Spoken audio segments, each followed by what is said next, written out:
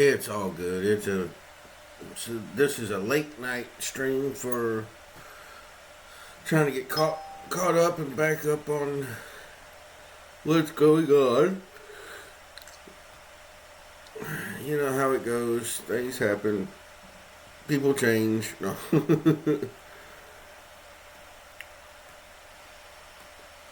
We are going to didn't have a whole lot of time to get invites sent out, so I'm going to send a few out.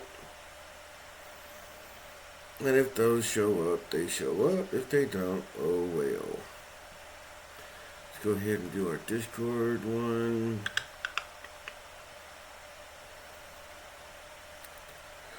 Oh. Would have been on a little earlier, but body decided it wanted to rest. So basically, what I'm saying is, I sit here, was watching, listening to some zombie stories on YouTube, ate, and then ended up passing out. I ended up falling asleep.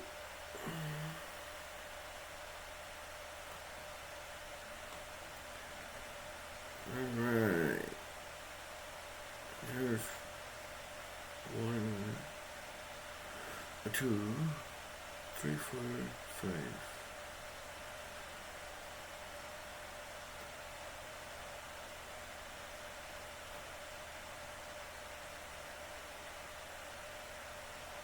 There we go.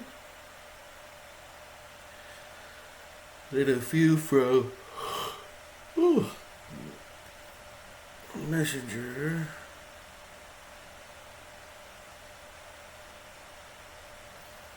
Three, 4, 5.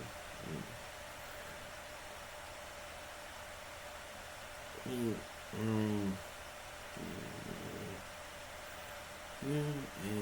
13. Now, if anybody shows up, that'll be one thing. If not, oh well. We're just gonna have a little bit of fun. And we're going to be starting with Origins.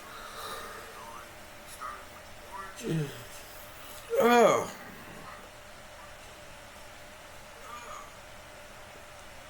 As soon as I wake up, ooh, I do need to clean these.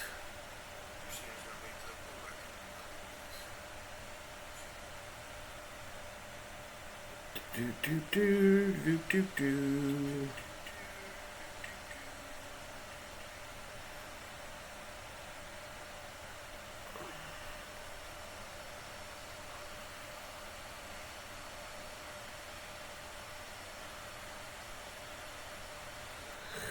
That's not what I was looking for.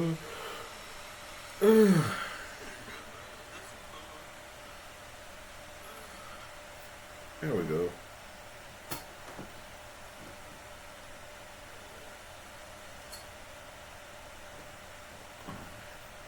Alright, give me 1 second. Let me go grab a cleaning cloth. We're going to get this going.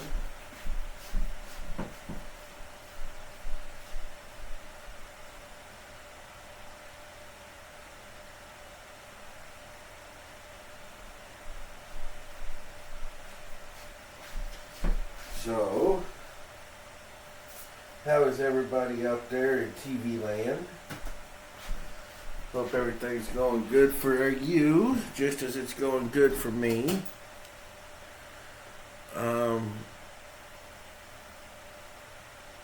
My apologies for Survival Sunday not happening. My body had reached its limit and decided it was going to pretty much shut down on me. Basically, it said, you need a rest, and your ass is going to go to sleep. So pretty much Sunday, I laid in bed.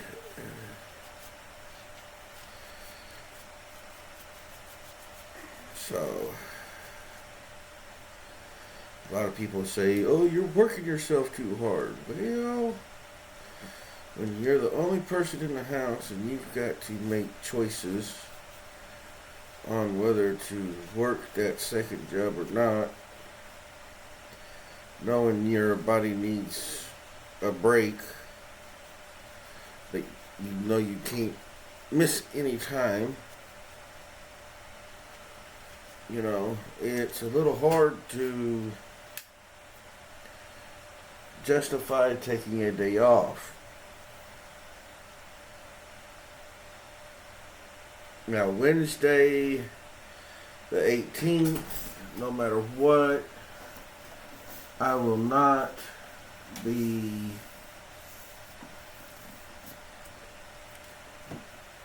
anywhere around. Well, I can't say that. I will be around. I just won't be around. It's my son's birthday, and I'm going to try and do cake, ice cream, and possibly a small little party of where he's turned 21. And everybody knows what the job of a dad is when a child turns 21, mostly males. We're supposed to get them drunk. But anyways, as we are sitting here, we are going through the Sourcebook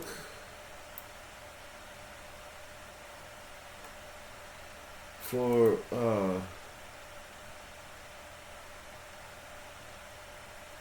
the Evil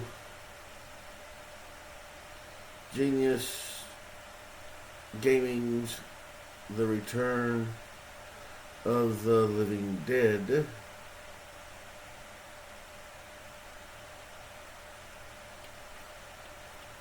And we had last left off. We were doing part 2 of hero options. He's going through origins.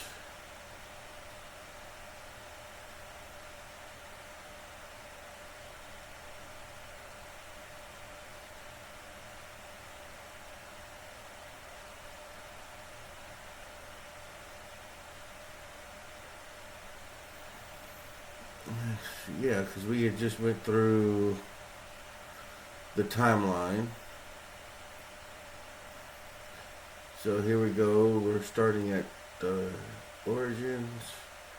Could have swore we got further than that. I thought he was on the backgrounds. New professions. Alright. So we're going to start at part 2, hero options. And like every hero, you gotta have an origin. Well, origins don't simply mean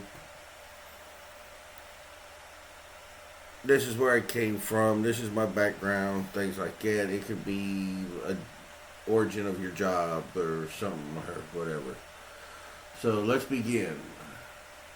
Origin is a new mechanic for creating heroes who are substantially different from modern humans, such as, let me see,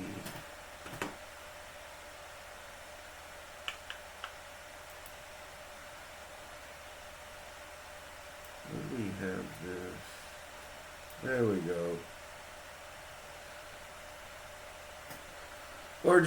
Origins is a new mechanic for creating heroes who are substantially different from modern humans, such that their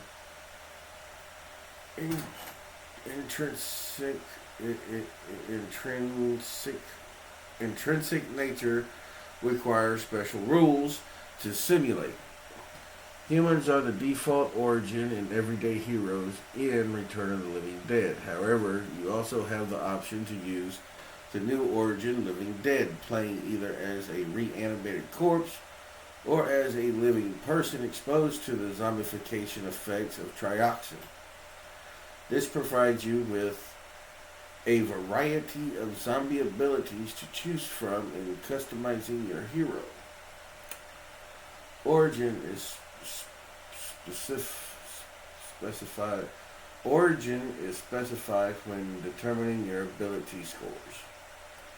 The ability score rules in the Everyday Heroes core rulebook are for heroes of human origin. Some origins use the same default, while others specify their own methods for starting ability scores. These modifications help ensure that different origins are roughly balanced with the human baseline. Origins can also include many other special traits or rules pertaining to that origin. These can be nearly anything, but they should always represent intricate qualities stemming from the origin and not talents learned through lived experiences. Thus, you won't typically see proficiencies as part as an origin. Yeah, and I just woke up, so eyeballs are kind of messy. Living Dead Girl origin. What do we got here? Tina, it was wrong of you to lock me up. I had to hurt myself to get out. But I forgive you, darling. I know you are here because I can smell your brains. You made me this way. You brought me back. You should have left me dead.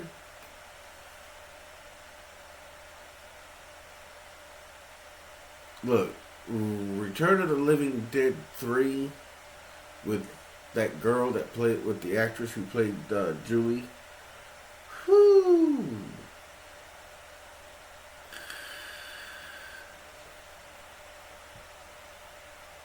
That was a wild ride watching her turn.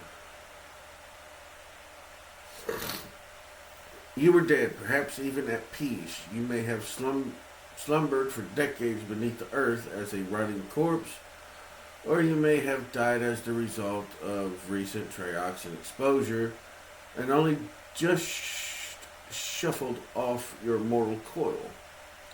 Completely conscious and aware, you have fleeting memories of your final moments before you return from the grave. Regardless, you are back and hungry for the brains of the living, though you may still recognize your former friends and even aid them in their survival against other zombies.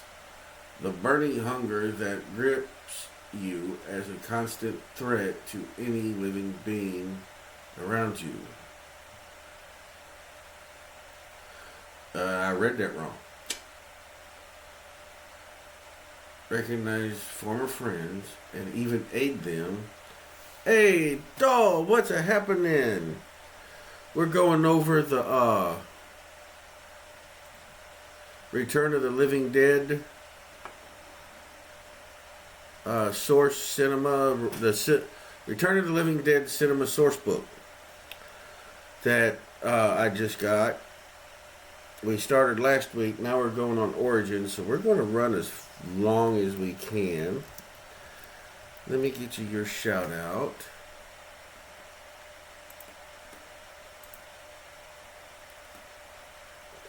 So hopefully you get a chance to kind of give me some background on what you think of some of the new origins that they've got for the Everyday Heroes gaming platform. Though you may still recognize your former friends and even aid them in their survival against other zombies, the burning hunger that grips you is a constant threat to any living being around you. So basically, you can be the dead friend, like Julie, dead girlfriend, from Return of the Living Dead 3. And though the hunger still is there, you can control it to an extent.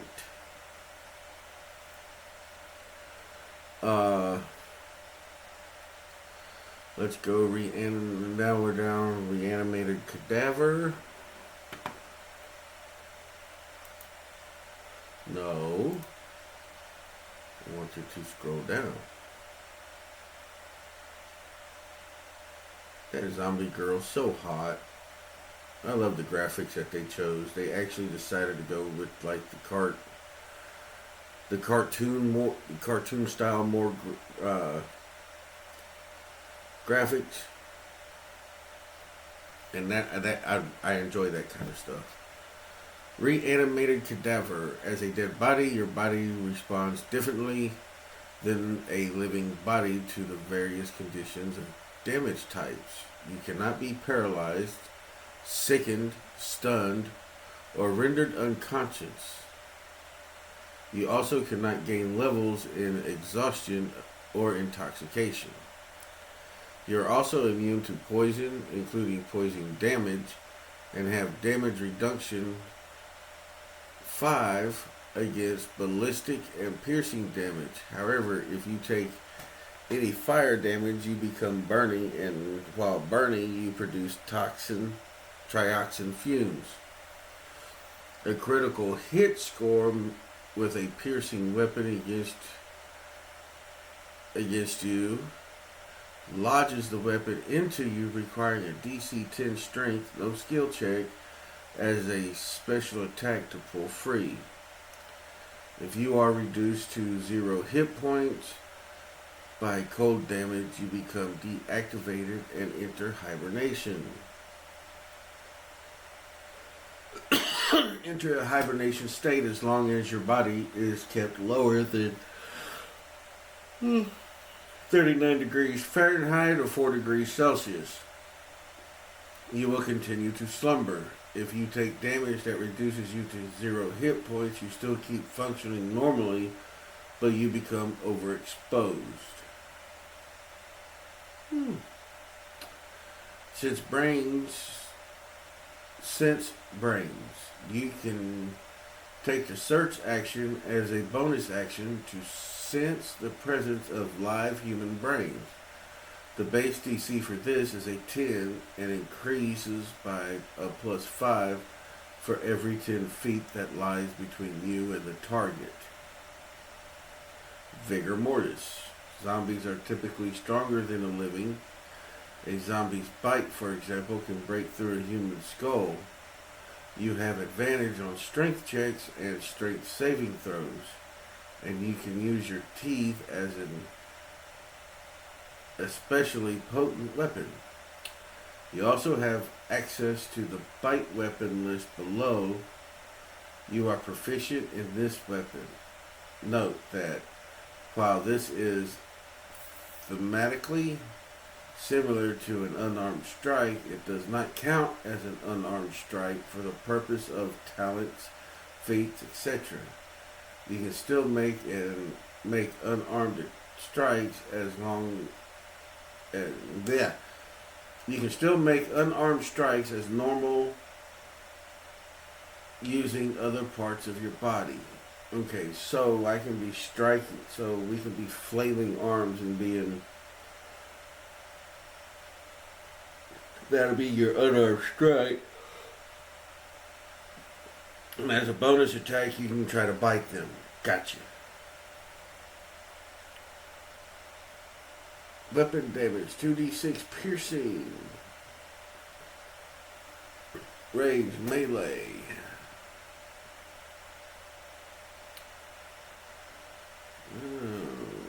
Bulk, none. Proprieties, fitness and special. Finesse and special. Good God. PV is a 3. I'm going to say that's an attack. Attacks with your bite can be made only against a combatant you're grappling, but they are made at advantage. So you get an advantage as you're trying to bite. Okay. The pain of being dead. Zombies are in constant pain due to their rotting bodies. This is represented by a special condition, the pain of being dead. See page 36 for full details. We'll check it out. Eating a fresh human brain will remove the disadvantages and reduce your pain of being dead level to 0. After eating a fresh human brain, you can also spend a hit die, adding your constitution modifier to the result and heal that amount. So, let's see. You can also spend a hit die, adding your constitution.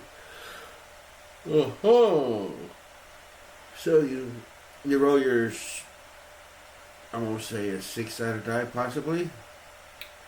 And then you add your constitution modifier, like you do in Dungeons and Dragons.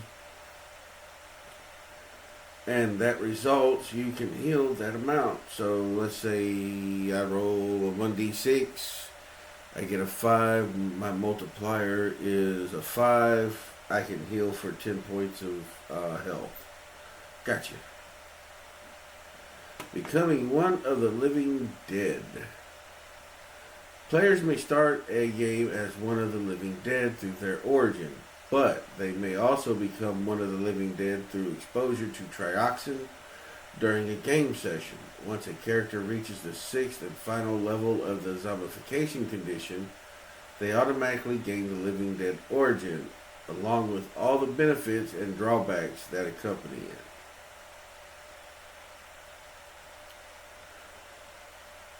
New backgrounds. I got something to say. What do you think this is all about? You think this is a fucking costume? This is a way of life. Suicide. I'm a punk rocker. Heroes in Return of the Living Dead game might have a background reminiscence of the characters from the films series, such as Trash or Julie, or have a background that gives them prior experience with the living dead. These backgrounds are available to the heroes in the Return of the Living Dead in addition to those found in the Everyday Heroes core rulebook. Fresh meat. You must have the living dead origin to select this background. Even though you are a walking corpse, you still appear normal and living through some quirk of fate. This may be because your body was almost totally intact at the time you reanimated, or perhaps your body was taken care of by a particular skilled mortician. Regardless, you can pass for one of the living. Ability score increase. Increase your charisma score by 1 to the maximum set by your origin. Skill proficiencies, choose either deception or persuasion. Iconic equipment, nice clothes, makeup, deodorizer, memento from your breathing days. Dead alive. Anyone attempting to discern your true nature, such as a mortician, make an intelligence medicine check, has disadvantage. So that's fresh meat. So that means you're pretty much, basically, you just got turned, or you're in the process of being turned full zombie. Military brat. Oh yeah, I want to be a military brat. You grew up with an overbearing, conservative military parent. Doesn't matter whether it's a male or female. Bounced from pillar to post. You spend most of your childhood on a military base, either in the U.S. or abroad. Either one will work. You can manage it. You have managed to pick up a couple of skills from your surroundings through osmosis. Basically, be something you've picked up, say, let's say your dad was a drill instructor. So through osmosis, basically observing and being part of, you pick up the leadership skill of a drill sergeant, or you pick up the skill of your parent. That could be radio transmissions expert, dealing with radio transmissions, radio communications.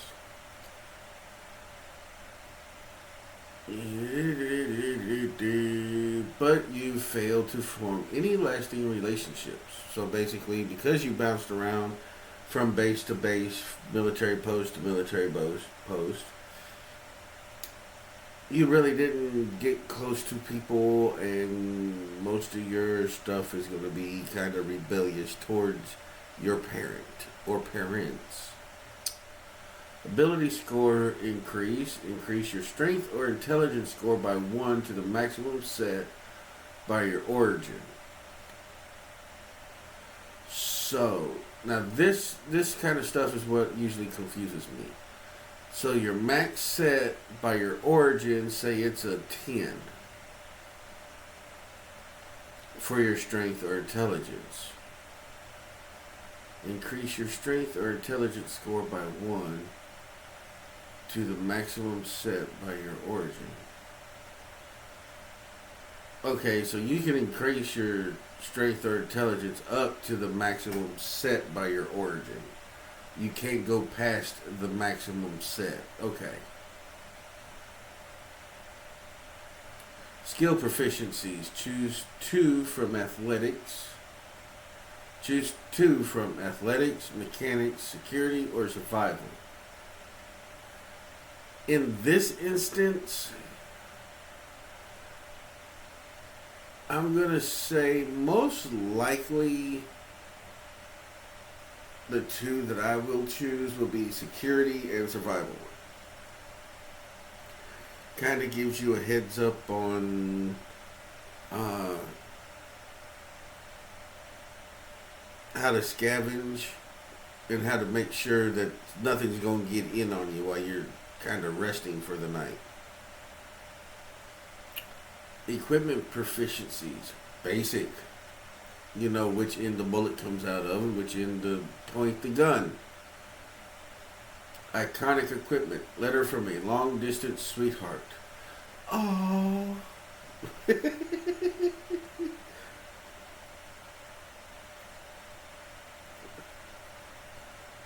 We got punk poser.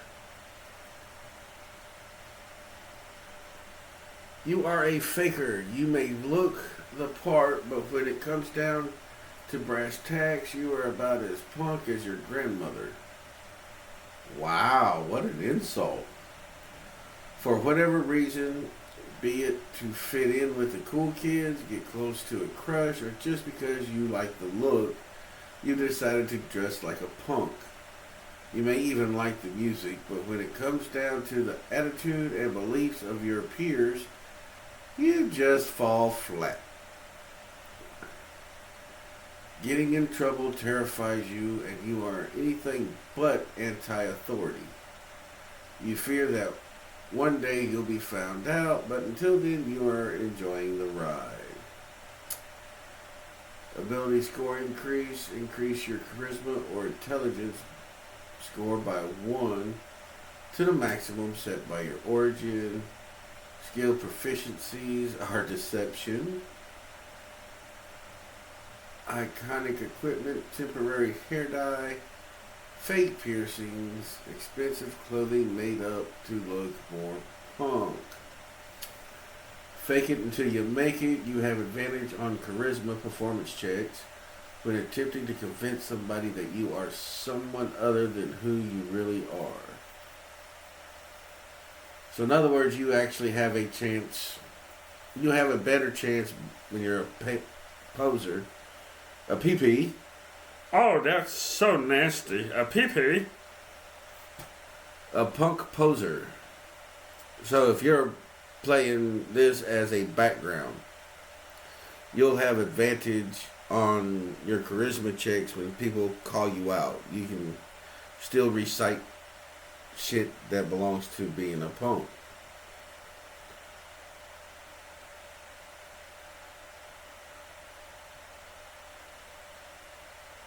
I'm sorry. I see somebody doing that pose during a situation as of like the Return of the Living Dead, or just because the dead have returned, I'd bury his balls into his throat. Then you have the punk rocker.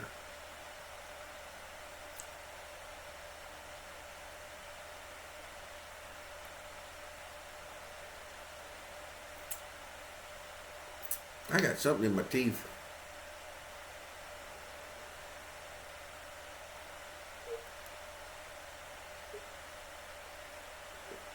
It's driving me nuts.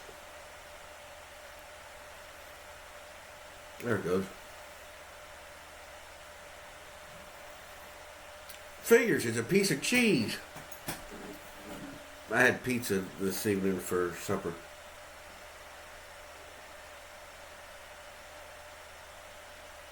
You ever get a piece of cheese that kind of gets stuck in between your teeth and can't get it picked out? Alright, so we're here at Punk Rocker. You have got something to say, even if it is the same old tired cliches about rebellion that all your punk friends parrot. You have always hated being told what to do and bucked authority whenever you could. Sure, it's gotten you into trouble with your parents and the cops, but you would rather die than fall in line. At least that is what you tell everyone. Ability score increase your strength or constitution score by 1 up to your max origin. Skill proficiencies, streetwise, which that would be good. Iconic equipment, beat up old car covered in offensive graffiti. Lots of chains, leather jacket, switchblade knife. And like most people that are punk rockers, 9 times out of 10, most of them, when they pull that knife, you grab that knife and put it, and say you cut just a little bit on yourself, they freak. Scram, wimp. When you have advantage on charisma, intimidation checks made to convince someone with whom you are not in combat to leave an area. Oh, so in other words, basically if the group wants to stay at a certain spot, you know, with advantage, with charisma and intimidation, which is part of charisma, you have a chance to convince people to leave or move on or to stand and fight or whatever. You have the ability to do that with advantage. So then, veteran of 69. You were there in the fall of 69, the first time the living dead started to walk. Maybe you were a patient at the Pittsburgh VA hospital. Or perhaps you were part of the Army's cleanup crew. Regardless, you have experience with trioxin zombies that may just save your skin the next time a typical Army fuck up comes your way. Ability score increases your constitution or wisdom score by 1 to the maximum set by your origin. Skill proficiencies, survival. Iconic equipment, a memento from the event. Time in hell, you add your wisdom modifier to any saving throw made against direct or indirect trioxin. Oh, okay. That would be fucking that would work. Because if you see a canister of trioxin and you see a leak in it, you would be able to, uh, with your ability and the saving throw, you could probably outrun it, whatever. But you'll have more insight about the indirect or direct uh, connection with trioxin. Worm food.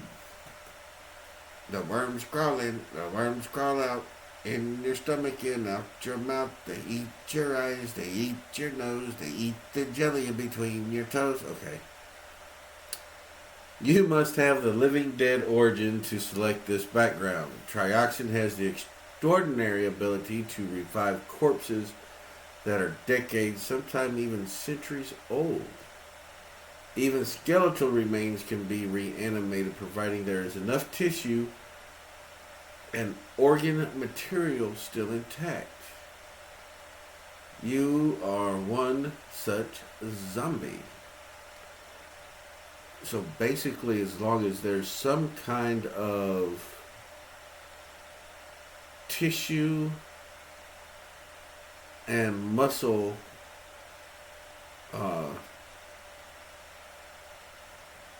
basically as long as there's some kind of muscle tissue, you can still be brought back to life even if your body is pretty much skeletal. Ability score increase. Increase your strength score by 1 to maximum set by your origin. Rotting funeral clothing, dead flowers, memento, wedding ring, stuffed animal, family photo, etc. Whatever somebody puts inside the coffin. You may have that in your inside pocket of your funeral clothes that are like really rotted. Proficiency, choose anyone. Stinking corpse. You are obviously dead, and it is incredibly difficult to convince anyone otherwise. Any check made to disguise you as a living being suffers disadvantage, but any check made to disguise you as an inanimate corpse has advantage. In addition, you carry the stench of the grave with you wherever you go.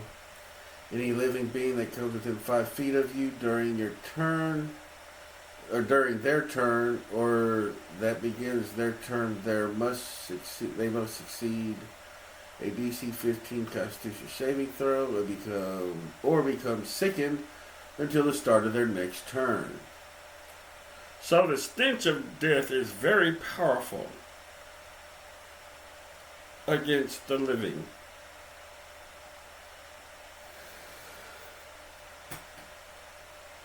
You ever let out a really, really bad fart? It makes you go, bleh. Yeah, it's that smell. New professions. In the world of the living dead, professions that bring someone into contact with dead bodies and trioxin are particularly fraught with peril.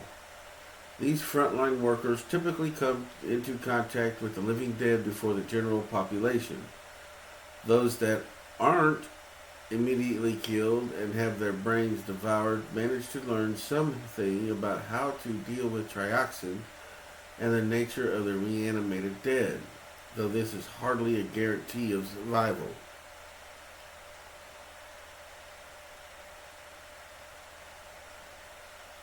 Oh, little quotes. Let's read the quotes from The Return of the Living Dead, actually. Here we've got the prosthetic devices all around here. Look under here. Wheelchairs. Look under there. Wheelchairs. Now, Freddy, here's something you don't see very often. You are a privileged person. These are split dogs. Yep.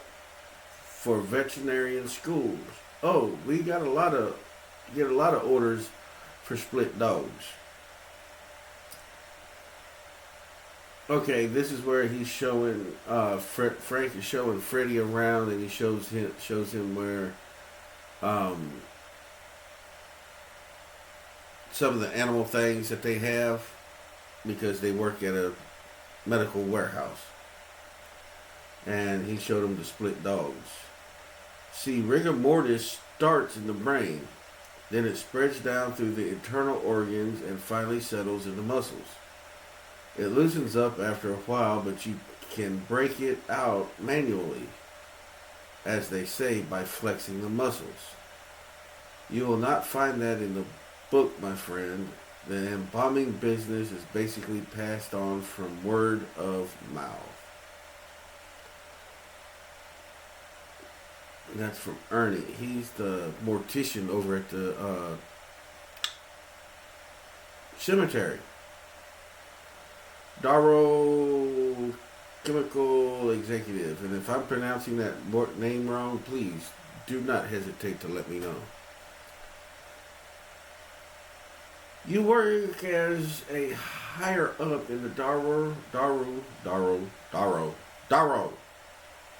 Chemical Company, specifically the illegal division that deals with the manufacturing and handling of new chemical weapons.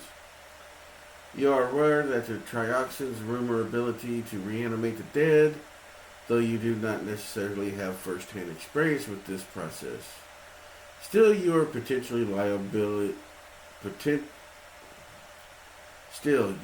potential liability should you ever choose to go public with what the company is up to with their illegal experiments. Blah. To keep you sweet, the company pays you a small fortune as well as generous health insurance and other benefits. Sample careers, head of division, project manager, trioxin product technician.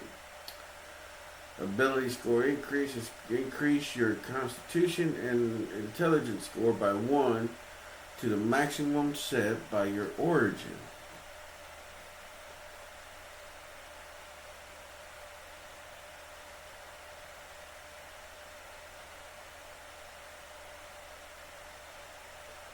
Skill, proficiency, insight, or security, so either one of those. Iconic equipment, briefcase filled with NDAs, Darrow branded lab coat, and ID electronic access card. Wealth level 4. Shady contacts. Your time in Darrow has put you into contact with several questionable individuals, be they military, U.S. or foreign, weapons dealers, terrorist cells, or rival chemical manufacturers. Once per month in game time, you may gain one of the following benefits. Access to the Darrow chemical equipment, access to restricted equipment, extraction from a hot zone via helicopter. This may take time as determined by the game master. Access to equipment allows you to purchase it as normal and requires you to meet up with an appropriate sailor as determined by the GM, Game Master.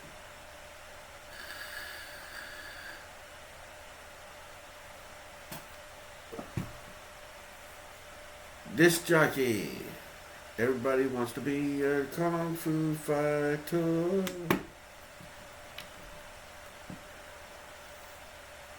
You are good enough at spinning tunes that you can work as a professional DJ. You pump up the jams, pump it up at clubs, raves, corporate events, or anything else where people need some good music. Ability score increase your charisma and 2 other ability scores of your choice by 1 to the maximum set by your origin. So you can increase not only your charisma, but your You can increase like your strength. Okay. Until you reach the maximum score set by Origins. I got you. Skill proficiencies, insight, mechanics, and performance. Iconic equipment. Trench coat full of drugs. Wealth level 2. Oh yeah. Honey, I got it all. I've got aspirin all the way down to Quaaludes and meth. Hell, I even got a little canister here. Check out my little buddy right here. You'll like this one. This is Z. It'll make ecstasy look totally creepy. Don't ask me why I just did that. I just remembered Rave to the Grave where they turned trioxin into a fucking party drug. I'm so stupid. But I love it. There's another dead bottle. I always keep at least one empty bottle around because I use it to mix other juices together. Oh, life of the party. You have advantage on charisma checks made during a party or event with loud music against any who wants to be there. Oh. Against anyone who wants to be there. Gotcha. Oh, yeah. I could be a drug dealer during the zombie apocalypse. You sell drugs for a living. This line of work is lucrative but extremely dangerous. You might sell party drugs at raves, make house calls, or deal the hard stuff on the streets. Whatever you sell, you always have to look out for cops, and you never know exactly how much you can trust your suppliers. Ability score, increase your charisma, and one other ability. I would most likely go with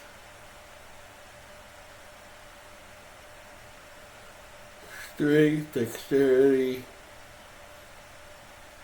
intelligence, wisdom, constitution, and charisma. Most likely I'd go with like wisdom.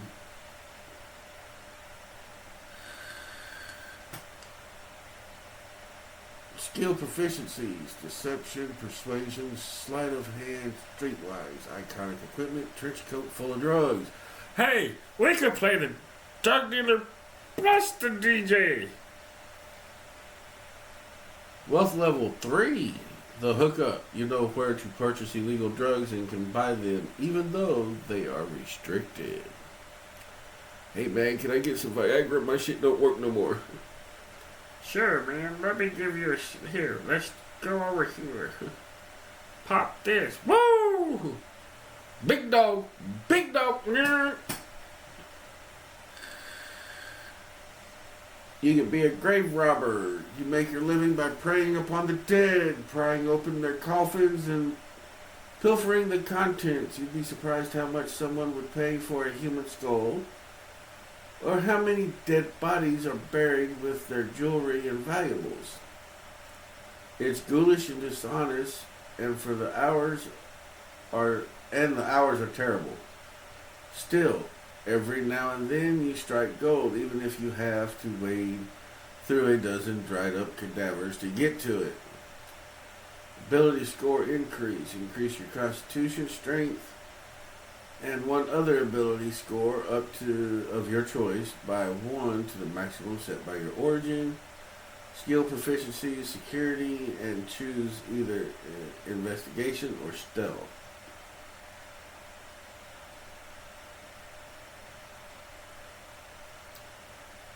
I would most likely do stealth. I know a lot of people would probably do investigation because in investigating a dead body, such as you're digging in a graveyard and you get to the coffin, you open it, and you don't see nothing, so you investigate it even more.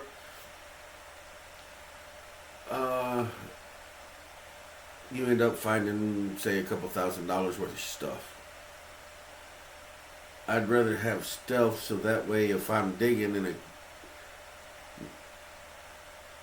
and I hear something, I can have a chance to get away a lot faster. Equipment for proficiencies, basic and improvised. Iconic equipment, an axe, bolt cutters, crowbar, outdoor jacket, and shovel. Okay. Wealth level 1, which means you a broke motherfucker. Graveyard shift. You are accustomed to working in the dead of night when there's no one around to see your gruesome work. While it is nighttime between dusk and dawn, you have advantage on constitution, endurance, and intelligence security checks.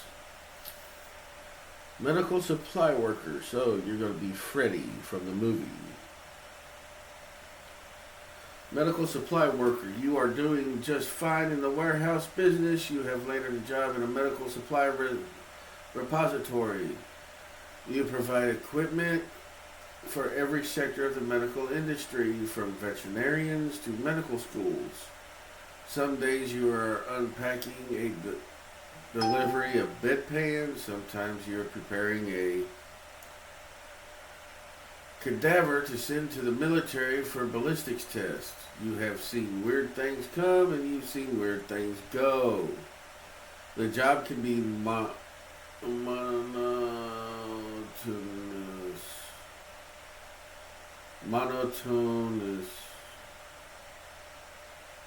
The job can be boring at times, but no two shifts are ever the same.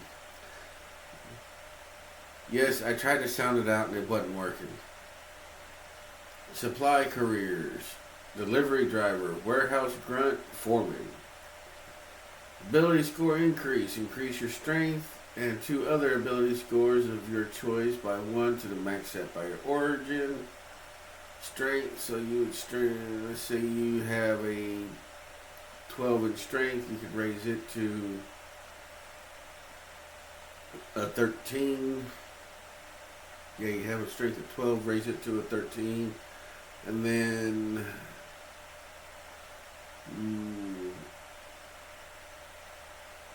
I would probably most do agility or dexterity, whichever one you would like. I think I would do dexterity and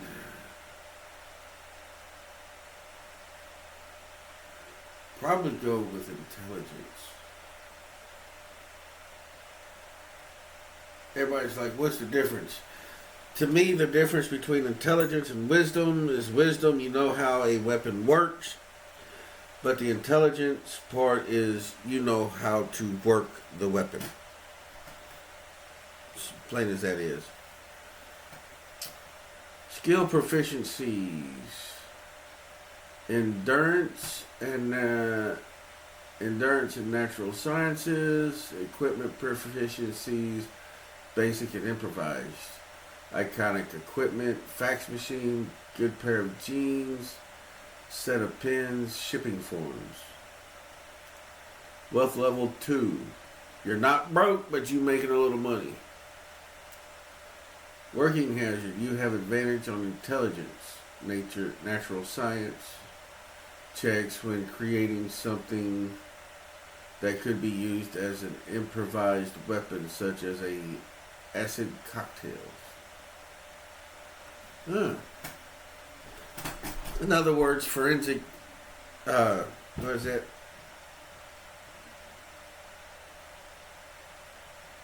What's the name of that damn acid? You hear it all the time. Oh well. Can't think of the name, but you can take a jar of that acid and you can throw it using it as a weapon. Oh, let's see. We got mortuary service. For whatever reason, you work with the dead, be it in a crematorium, hospital, morgue, or cemetery. You are used to seeing the visceral effects that death can have on the human body, and not much phases you. Sometimes people find you morbid or balk at your gallows humor.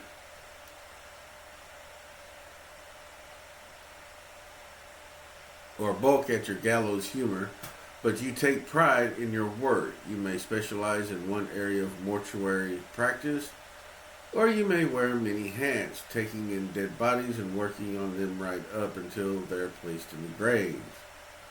Sample careers: crematorium technician, coroner, embalmer, morgue attendant. Ability score increase. Increase your constitution and 2 other ability scores of your choice by 1 to the maximum set by your origin. I do constitution, and then I'd probably do wisdom and intelligence. Skill proficiencies: medicine and natural sciences, iconic equipment, an autopsy and or embalming kit, a blood-stained leather apron, a hearse, a Mr. Coffee machine, and a 9mm pistol deter body thieves. Wealth level 3. So far, I think we've seen what? Maximum wealth level 4. So we're going to go level 1. I'm guessing. I'll have to go back into the source book and look. So we're looking at level 1, you broke. You po. Level 2, I'm going to say you're pretty much a blue collar worker. Level 3, you're they would probably most likely consider you middle class. And level 4 is you making dough. Accustomed to death, you have advantages on saving throws against being sickened. Now, if I was going to do a player that was mostly immune to the dead, that would probably be the one.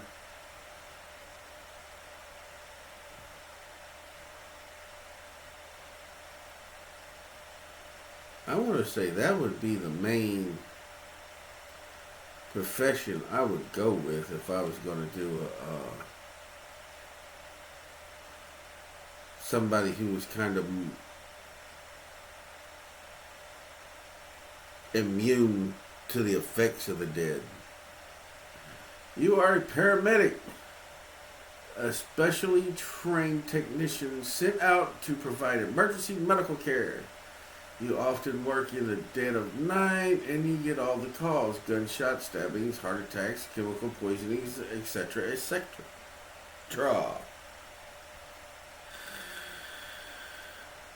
Ability score increase: your constitution and 1 other ability score of your choice by 1 to the maximum set by your origin. Skill proficiency: athletics, insight, medicine, and vehicles.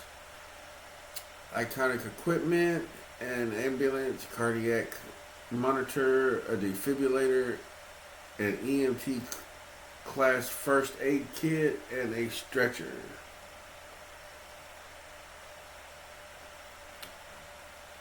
So in other words, you get to start driving early in the game. You can turn the sirens on, drawing the zombies away from your people, and slide up and knock a few of them out if you can get the ambulance to slide sideways. Go.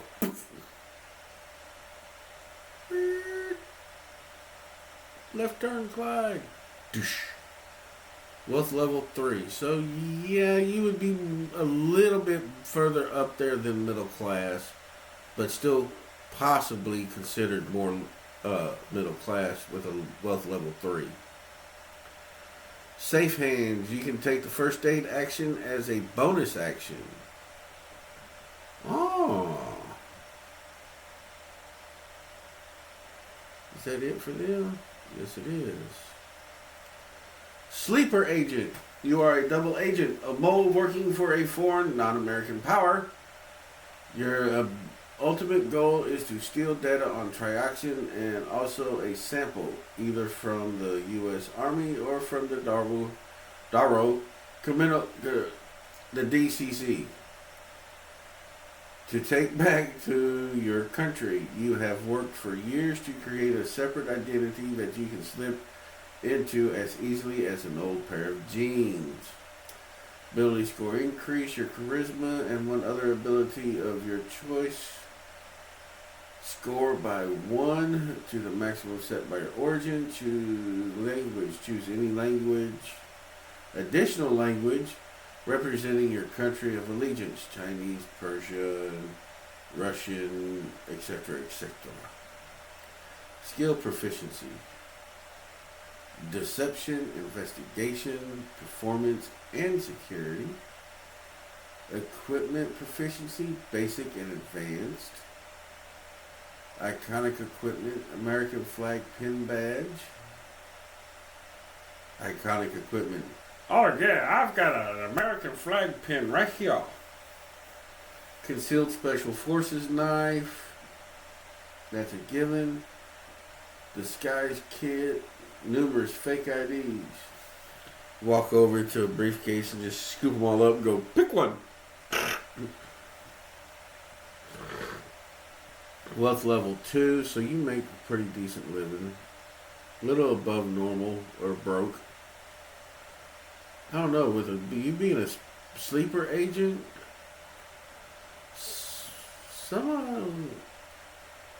we're guessing, I don't know. I want to say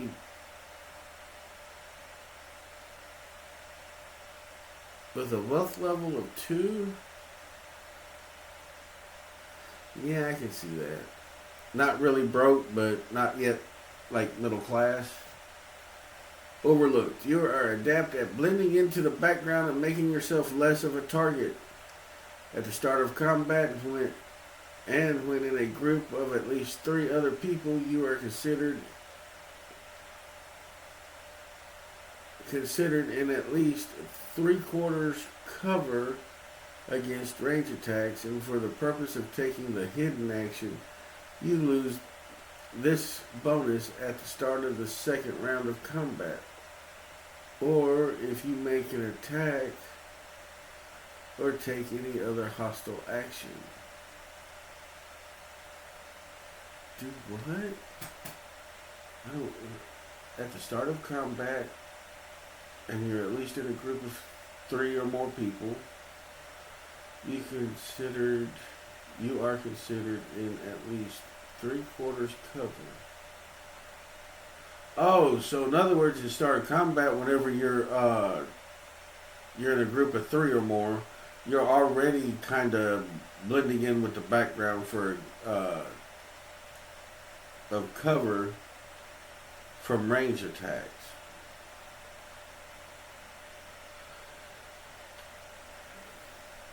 Okay, so in other words, basically you blend in so well, you just look like a normal fucking DCC worker. Got you. And if you try to do any kind of combat, like an attack roll or some kind of hostile action as diving for cover, you lose that ability. You lose. Excuse me. You lose that.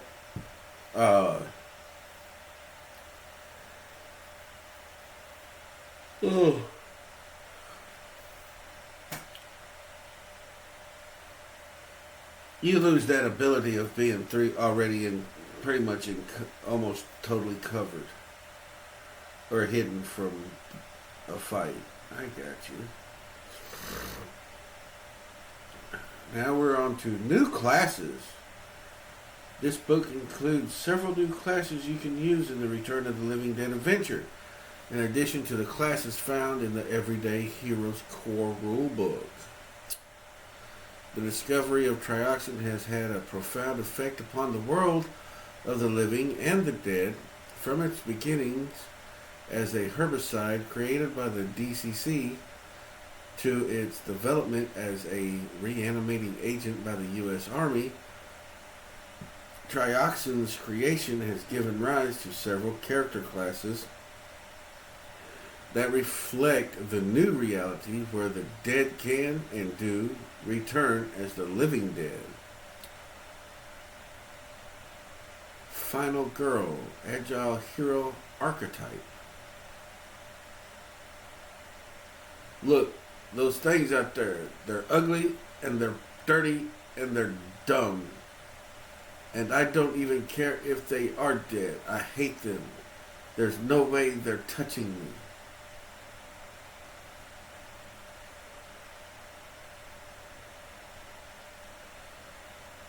Lucy Wilson. What character was Lucy?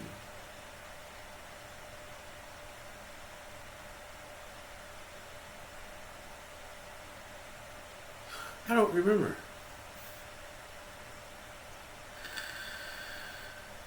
I'm wanting to say it's Frankie's girlfriend. But I don't think her name was Lucy. I thought it was something else. Through luck, instinct, or just good old-fashioned common sense, you are the last person trouble seems to find. Maybe it's because you stay away from the wrong crowd. Maybe it's your apparently innocent nature. Whatever the reason, your friends have voted you least likely to die in a horror movie. The Final Girl specializes in always being prepared, whether that is for the final exams happening tomorrow or for getting the drop on an unstoppable undead killer. The Final Girl can take a household object and transform it into a weapon to use against evil. Through agility and quick thinking, they can outrun the psycho killer and live to fight another day. The Final Girl trope and gender. The Final Girl is a horror movie trope. I don't remember how to pronounce that word. It's first popularized in the slasher movies of the 70s and 80s. Before this time, almost all female actors were limited to the role of victim in horror cinema. The Final Girl arose as a popular archetype that empowered women to transcend this role and instead becoming badass survivors.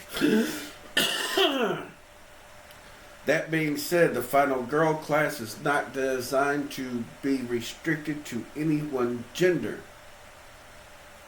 There are plenty of examples of characters of other genders who fit the Final Girl archetype in horror movies. Popular examples would include Ash Williams from the Evil Dead films, yeah! Tommy Jarvis, who appears in several Friday the 13th movies. Final girls, by their very nature, buck the constraints and expectations of gender, which is part of the archetype's role in a story, and why the trope became and continues to be so popular today. Proficiencies. The Final Girl is proficient in dexterity and wisdom, which means she knows it's wrong, she knows how to run, and she's not going to be that one girl that trips and falls and, oh my god,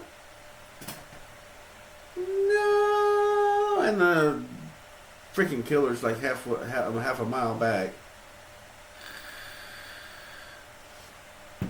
Skills. Choose 3 from arts and crafts, athletics, endurance, natural sciences, perception, persuasion, social sciences, stealth, and streetwise.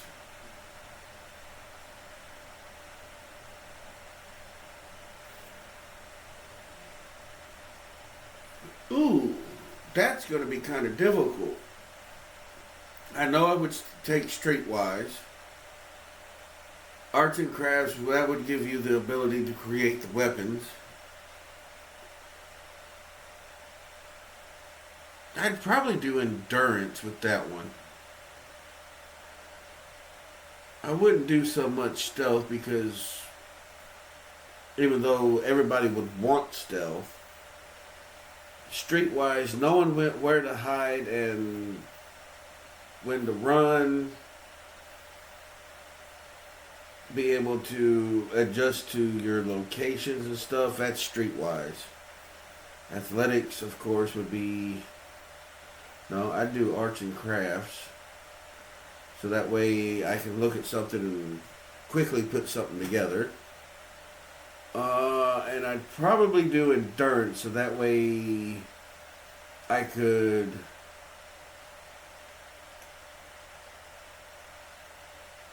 possibly hold on to something because I'm hanging out a window going, oh my god, I'm going to die. Or be able to physically run longer periods of time. It's probably the way I would do it. I'd go arts and crafts, endurance, and streetwise. Equipment, basic and improvised equipment. Model student expertise. You gain expertise in one of the following skills: arts and crafts, athletics, natural sciences, social sciences. You must have proficiency in a skill to take expertise in that skill. So in other words, you have to have a high score in that particular skill to achieve expertise for that skill. I got you. Equipment recommendations. Equipment pack. Everyday pack or fitness pack. Ooh, weapons. One improvised melee weapon and one improvised range weapon. She just looks like she's ready to fuck some shit up, don't she? She's like, I'm tired of fucking running. I want to fuck something up. Final girl level up. Level 1, get away from the creep. Improvised weapon style. Level headed. Level 3, happy to help. Unlikely victim. Level 5, advanced improvised weapon style. 7, not sticking around. Something's not right.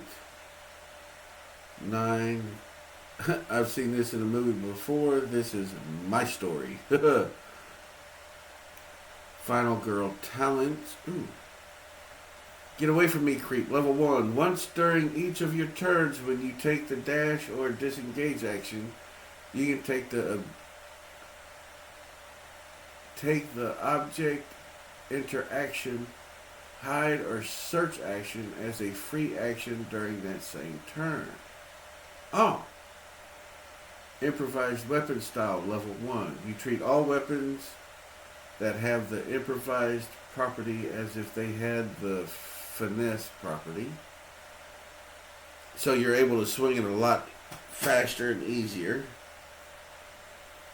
Level headed, level 1. You have advantage on all saving throws made to avoid the frightened and sickened conditions.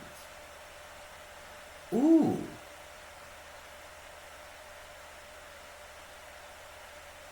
Okay.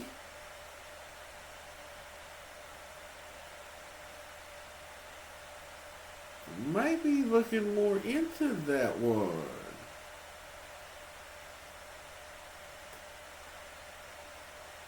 That's a class?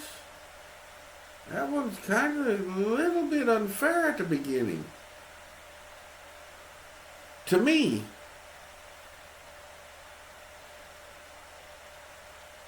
Okay. Okay. Happy to help. Level 3. When taking the help action, you may assist up to 2 allies and can assist allies that are up to 30 feet away so long as they can see or hear you. Alright.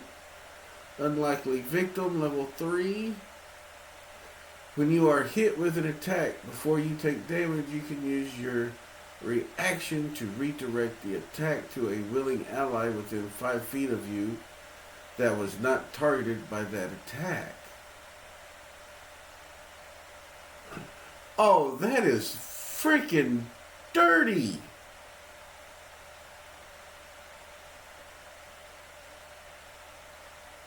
When you are hit with an attack, before you take damage, you can use your reaction to redirect the attack to a willing ally within 5. Oh.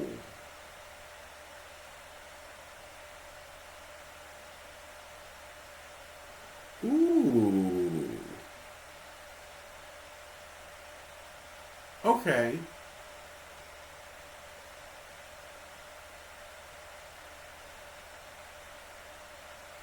I got it. I get it. As long as one of the people within a 30, what did it say? Within 5 feet of you. Say you got one person that keeps attacking but has dodged attack after attack. And they're like 5 feet from you. Somebody attacks you before you take damage. You can use reaction to redirect the attack. Which means you can sit and go, whoop! Are you willing to take the damage? Sure, I ain't took no damage, and you just pull that person in front of you, and they take the attack damage. Okay, I got you. That seems like a pretty advanced improvised weapon style, level 5. When you hit a target with an improvised weapon during your turn, you can also choose to inflict a condition on it. The target must take a saving throw or suffer the chosen condition until the end of their next turn. The save DC is 8 plus your dexterity modifier plus your proficiency bonus.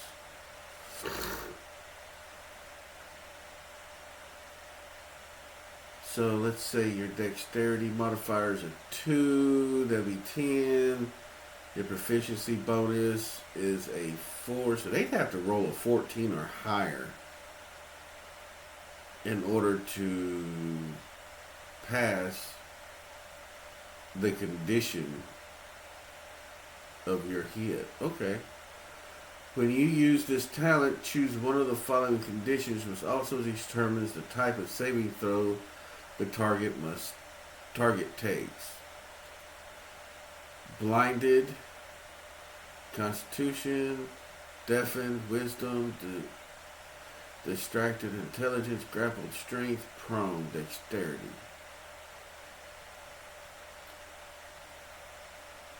Nine times out of 10, I don't know. Well, it depends on the weapon, on the blinded or deafened, and where you hit.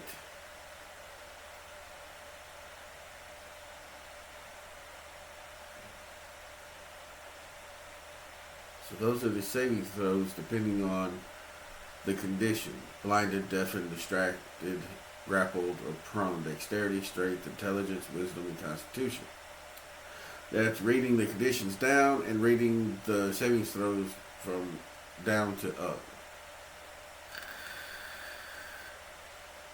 Not sticking around, level 7. You have advantage on all saving throws made to avoid the restrained and stunned conditions, as well as on ability checks made to resist a grapple. So you have advantage on all savings throws to avoid restrained or stunned, and advantage on ability checks made to resist grapple. Oh, okay. Something's not right, level 7. Whenever you are surprised during the first round of combat, you may still take the dodge action on your turn. Oh, wow. That's a big one, especially for a zombie deal.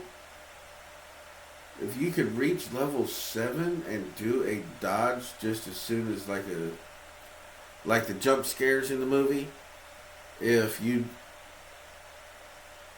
zombie comes around the corner, tries to grab you, you can do a dodge reaction to actually dodge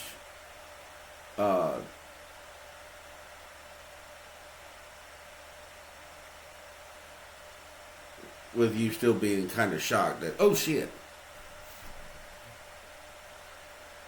I've seen this movie before, level 9. As a bonus action, you can use your incredible luck to briefly bypass the dangers of any one opponent of which you are aware. Choose one of the following effects, which affects that opponent until the end of your next turn. The opponent cannot use or benefit from a trait of your choice. The opponent cannot take the multi-attack action. The opponent's speed is reduced to 10 feet, and it has disadvantage on all gain ground actions it makes, as well as on all rolls made to resist gain ground actions. The opponent does not benefit from any damage reduction, damage immunities, or condition immunities. Once you use this talent, you cannot do so again until you finish a short or long rest. That would probably be benefit. Does not benefit from any damage reduction, immunities, or condition immunities. Ooh. Now that I read it that way, that actually sounds pretty decent.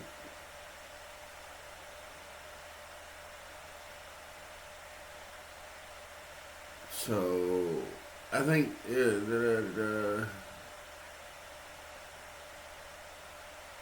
multi-attack action and the opponent does not benefit from any damage reduction, immunities, or condition immunities are really good. And I would say the opponent's speed is reduced to 10 feet, and it has disadvantage on all game ground actions. Actually, about all 4 of those are pretty damn good. Level 9. This is my story. Level 9. When making a death saving throw, you add your dexterity modifier to the result. This does not apply to rolls of a natural 1, and a result of 20 or higher counts as a natural 20. If the result causes you to regain consciousness, you may immediately stand up, and then you can make a single attack as a reaction. This attack is made at advantage.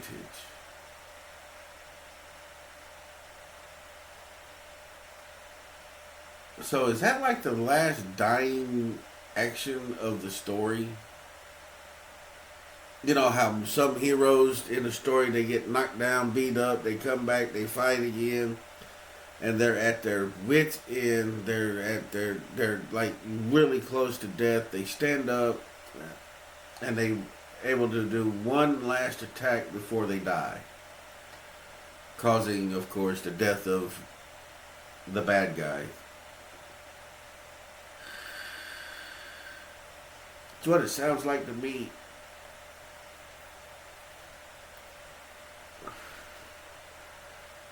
So, does not apply to a natural 1, which, if your modifier is a 5, it'd still only be a 6. And as a result of a natural 20, adding that would make it a 20, let's just say a 24.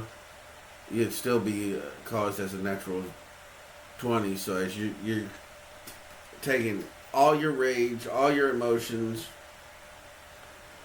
the adrenaline, the last beats of your heart, everything, because you're going to go out with a fucking bang, and you're able to make one last attack with advantage. That's actually a really good perk for level 9.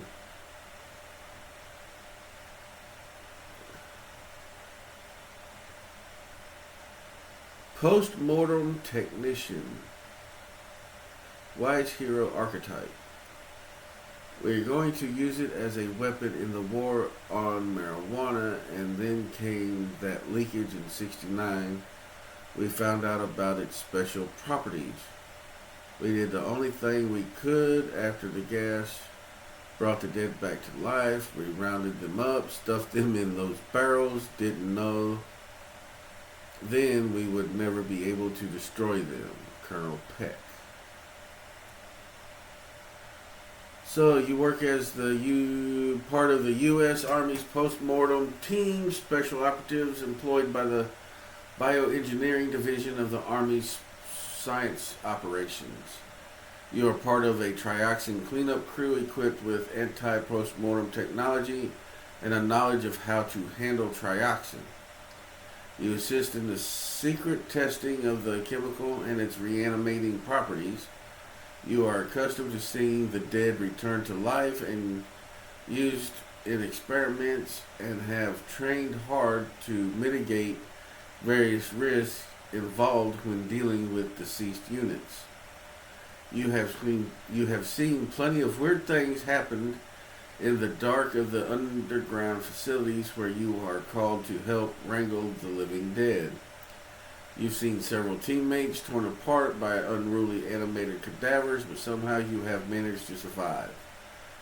Your experience with both 2,4,5 trioxin and the reanimated dead means you are better equipped to fight them when necessary. What is more, you have a domesticated deceased unit fitted with an exoskeleton that you take into the field operations.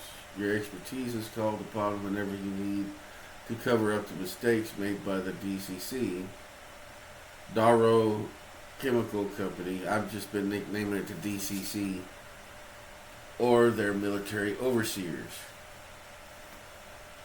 So you get to have an actual zombie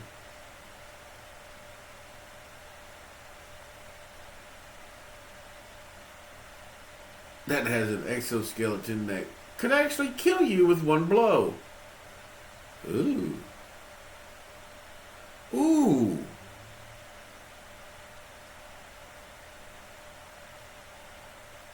What if that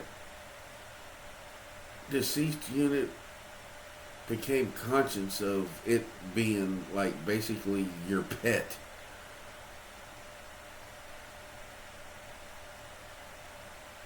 And then turns on you. Ooh, that could be one hell of a story arc. Sorry. Back to what we're doing. My brain just went squirrel. Proficiencies. Saving throws, dexterity and wisdom. Skills, choose 3 from computers, insight, investigation, mechanics, medicine, natural sciences, security. Equipment, basic equipment, advanced equipment, and military equipment. Equipment recommendations, post-mortem pack. Weapons, Paretic infusion rifle and 9mm pistol. Post-mortem technician level up. Talents are level 1. Daru chemical basic training, deceased unit, meat shield. We'll have to look into the meat shield. Level 3, trioxin handling. Level 5, Daru chemical advanced training. Level 7, Revenge of the Living Dead, hungry for brains. Level 9, Daru chemical superior training. Post-mortician talents. Technician, not mortician. Daru chemical training basic. Your time working with the zombies has honed your reactions and given you an almost 6th sense when it comes to avoiding danger. Once after you roll initiative, you can spend 1 focus to re-roll. If you do, you can gain advantage on your first attack roll during the combat. In addition, you have advantage on wisdom, perception checks made to avoid being surprised. Advantage becomes +5 on a passive check.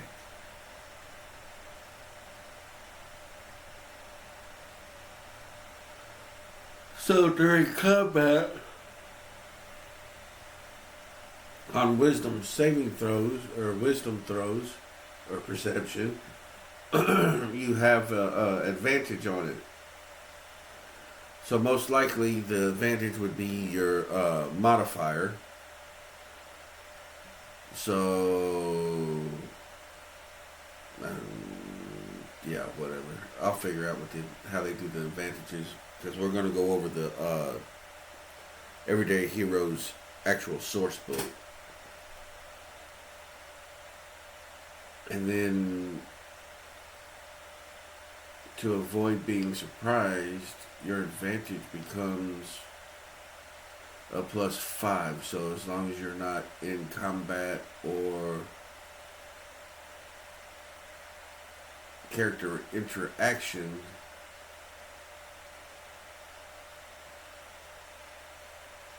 I want to say the top part, you have advantage in wisdom and perception checks,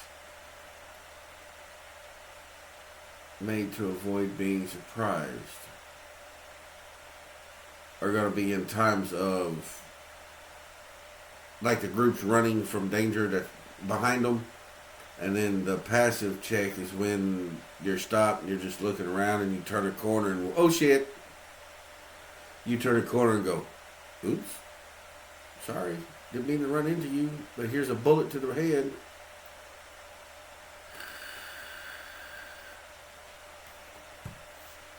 Deceased unit level 1. You have a zombie companion that fights by your side and largely obeys your command.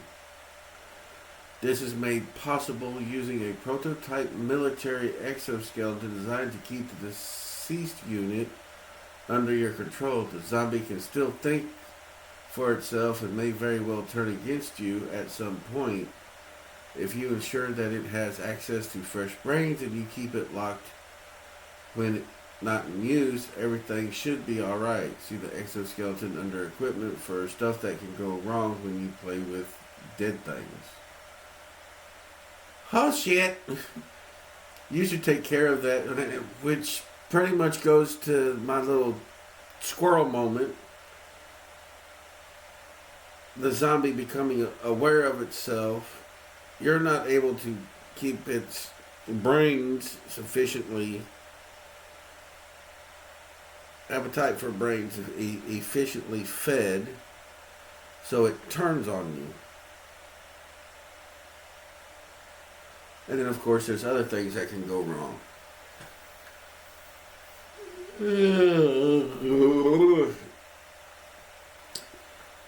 You should take care of that deceased unit. You should take care that the deceased unit is correctly stored when not in use and kept away from civilians, unless absolutely necessary. Your job is to clean up after Daru chemical, not to cause them more issues. See below for the deceased unit's statistics. You can attempt to lock the deceased exoskeleton while adjacent to it without the need to grapple it. Okay.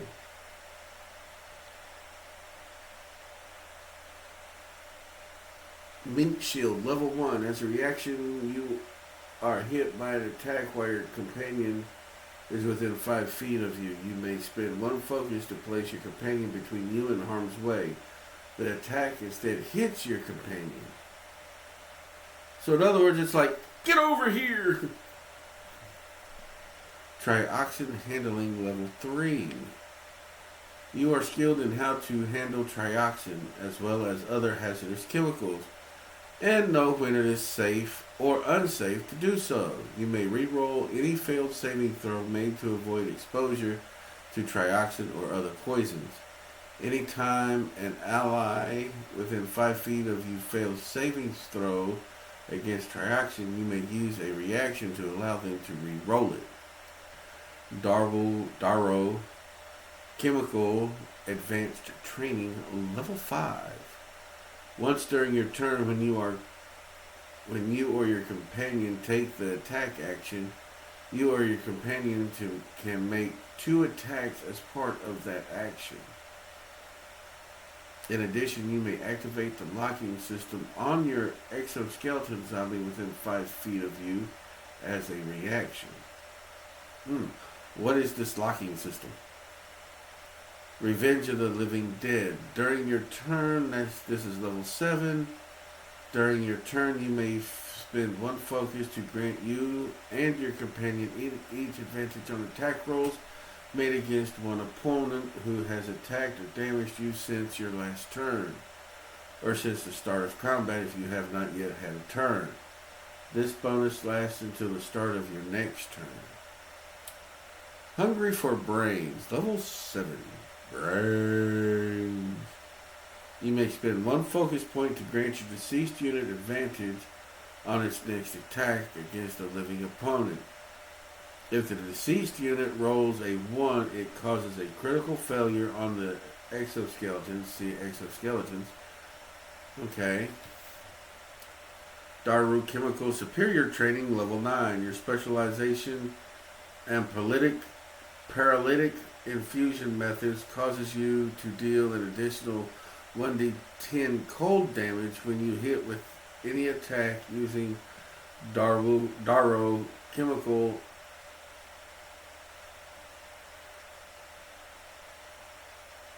Darrow? I wonder if I'm pronouncing it wrong. It's supposed to be Darrow.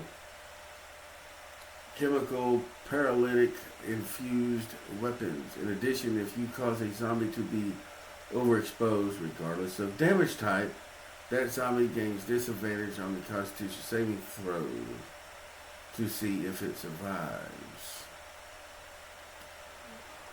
Wow. Deceased unit exoskeleton zombie companion. Medium monster undead defense 12 hit dice 1d8 per hero level. Hit points 6 plus 6 per hero level.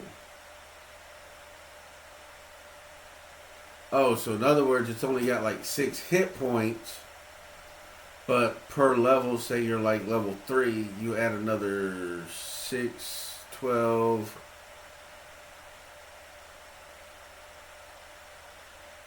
So you can add another 18, which would take its hit points up to 24. Okay. Armor, metal frame, AV2, speed 30 feet. Ooh, that's fast. Strength is a 16. Yes, we know that, due to the fact of the exoskeleton. Dexterity is a 10. No modifier there. Constitution is a 16. Plus 3. Intelligence, wisdom, and charisma are all 2 10s and an 8. No proficiencies. Proficiency, your proficiency bonus. Save, strength plus 3. Plus proficiency. Skills, proficiency in any 4 skills that the player wishes. By default, athletics, deception, stealth, and streetwise. Senses, passive perception at 10. Sense brains, base DC 10 plus 5 per 10 feet away from the target. So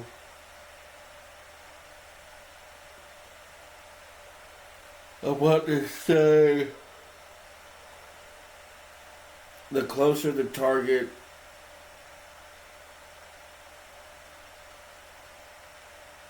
the more DC they get for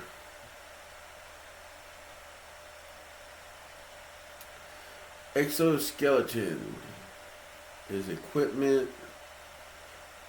Exoskeleton, a combatant that is grappling the zombie can attempt a DC strength athletics check as an action.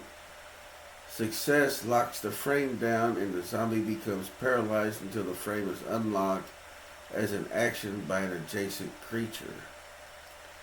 Reanimated cadaver. The zombie cannot be paralyzed, sickened, stunned, or rendered unconscious. Trioxin zombies cannot gain levels in the exhaustion or intoxication condition.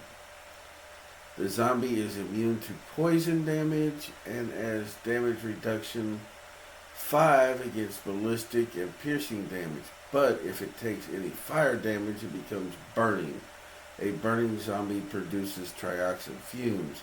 A critical hit score with a piercing weapon against a zombie lodges the weapon into its body, requiring a DC 10 strength, no skill check, as a special attack to pull free.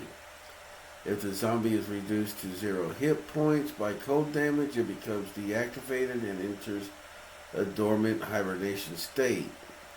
As long as the body is kept lower than 39 Fahrenheit or 4 degrees Celsius, it will continue to slumber.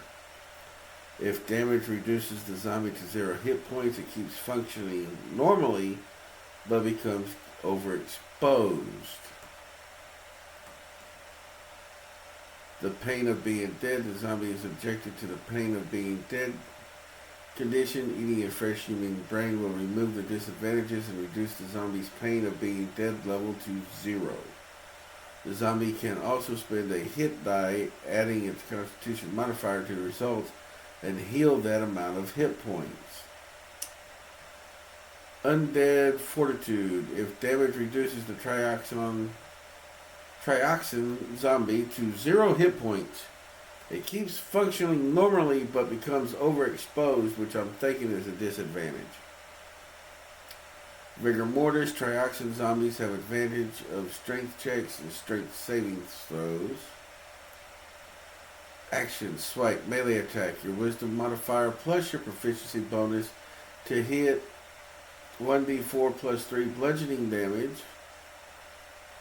PV1, and the zombie can immediately attempt a grapple against the target as a free action.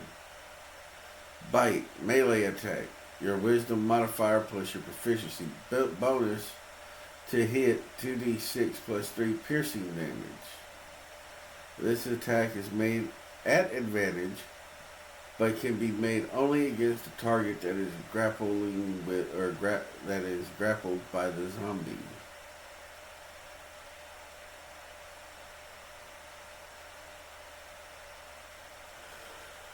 Oh.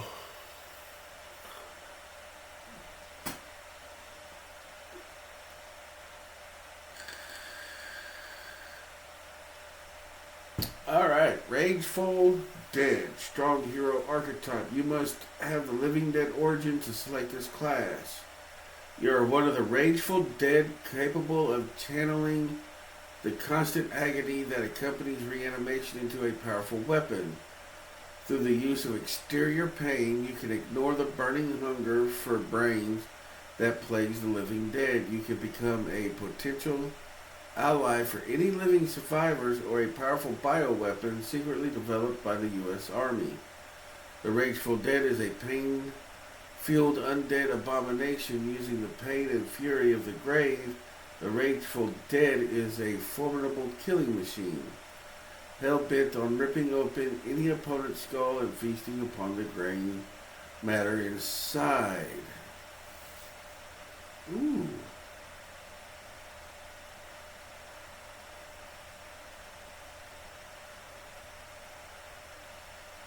Kind of looked like me back in my rocker days. No, I'm joking. I never looked like that. Maybe that ugly, but... Proficiencies. Saving throws, strength and constitution, Skills. Choose 2 from athletics, acrobatics, deception, intimidation, perception, and stealth.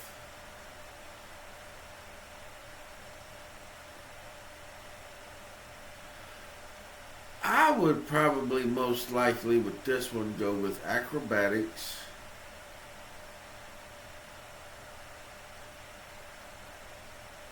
and athletics.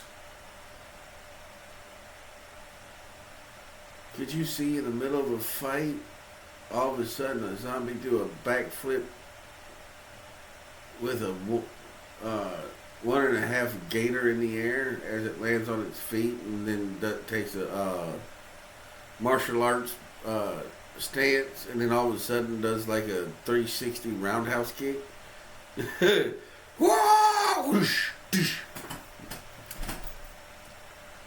Alright, let's scroll down. Okay, so we're over here on equipment recommendations. Equipment pack, badass pack or everyday pack, weapons, unarmed strike, lacerating spikes, bite. Rageful Dead level up. Level 1, divert pain, unliving weapon. Level 3, unnerving scream. Level 5, skull busting bite. Level 7, Rage of the Living Dead. Level 9, channel pain. Rageful Dead talents. That looks like one hell of a punk rocker, don't it? Rageful Dead talents. Divert pain. Level 1. As a reaction, whenever you take damage, you ignore the negative effects of the pain of being dead until the end of your next turn. In addition, as a bonus action, you can inflict pain on yourself, causing you to immediately suffer 1 piercing or 1 slashing damage, ignoring armor. When you do, you ignore the negative effects of the pain of being dead until the end of your next turn, without needing to spend a reaction. Unliving weapon, level 1. Your mastery over pain allows you to embed weapons into your skin and limbs, provided you take the time to insert various spikes, blades, nails, pieces of glass, etc. into your body, which takes an action if you are in combat. You can make attacks with the lacerating spikes weapon listed below. You are proficient in this weapon. Note that while this is a thematically similar to an unarmed strike, it does not count as an unarmed strike for the purpose of talents, feats, etc. You can still make an unarmed strike as normal using parts of your body not embedded with sharp objects.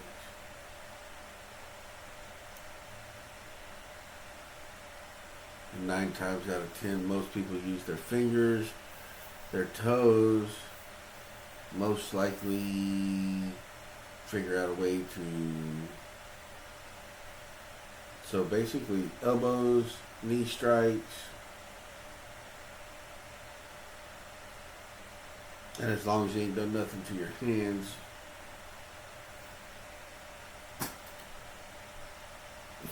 fisticuffs. So the main weapon, lacerating spike, does 1d8 piercing or slashing. Range, melee, PV2. We gotta find out what the PV is. Properties, light, special, bulk, not available. Attacks with this weapon score a critical hit on a natural roll of 20, 19, or 20. So with this, you don't have to roll a full-blown 20. You can for a critical hit, but 19. Okay. In addition, when any combatant you are grappling attempts to escape your grapple, you can spend your reaction to make an attack on your lacerating spikes against that component. While the spikes are in, they are difficult to conceal, requiring gloves, boots, and other heavy clothing to cover. You can remove these spikes by taking another action at any time. Unnerving Scream level 3. As a bonus action, you can focus your inner pain into a horrifying cry for human brains. Any living being within a 15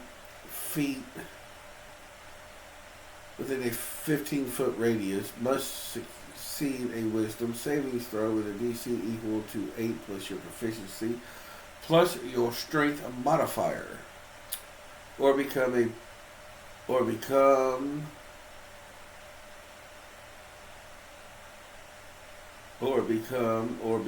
frightened of you until the start of your next turn. You cannot use your unnerving scream and make a bite attack during the same turn. So you do the unnerving scream, and then when it's your turn next time, as long as that person is still within a 5 foot, is it? No, 15 foot radius, you can lunge and go for a bite on your next turn. Skull busting bite, level 5. You may use your power attack to deliver a devastating bite to your opponent's skull in order to get to their delicious brains. When making a bite attack, you can use both your reckless attack and power attack talents.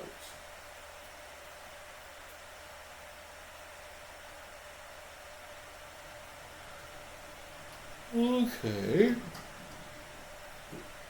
So that pretty much, the reckless attack would be considered, forgive the Dungeons and Dragons throwback, would be rage for barbarians.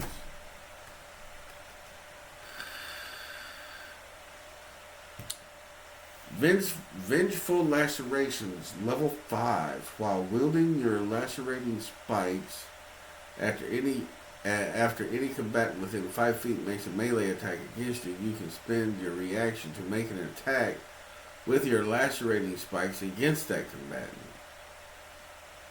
So at level 5, if somebody tries to melee you, you have a chance to counter it and make your own attack as a reaction to their attack. Okay. That's kind of cool. Rage of the Living Dead, level 7. The constant pain that you feel drives your undead body to commit astonishing acts of violence. Whenever you take damage from an attack, you can harness the pain that it causes to fuel your undead rage. On your next turn, if you hit with the first attack that you make, you deal additional damage equal to the highest amount of damage that you suffered from an attack last round to a maximum of your hero level. Ooh.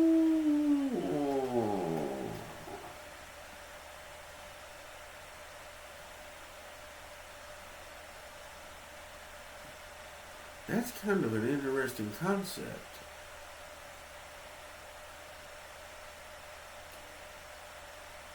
The first attack, if you hit with the first attack that you make, you deal additional damage equal to the highest amount of damage that you suffered. Oh! Okay, I get it.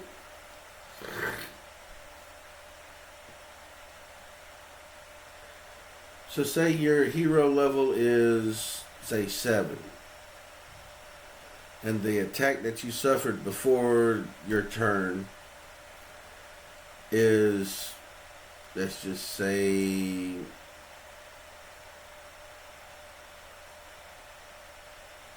damage attack lasts around max to your hero level.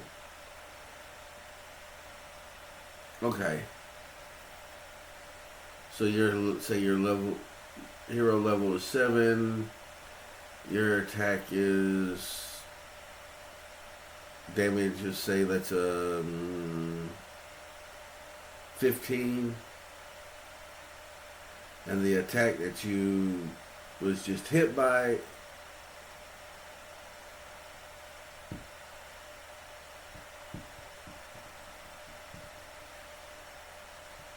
is 14, or you take 14 hits of damage. You can go up when you do your next attack. You attack with an additional damage of that 14 from the previous attack. I think is what it's saying. I'm not sure. It's kind of what it says to me anyway.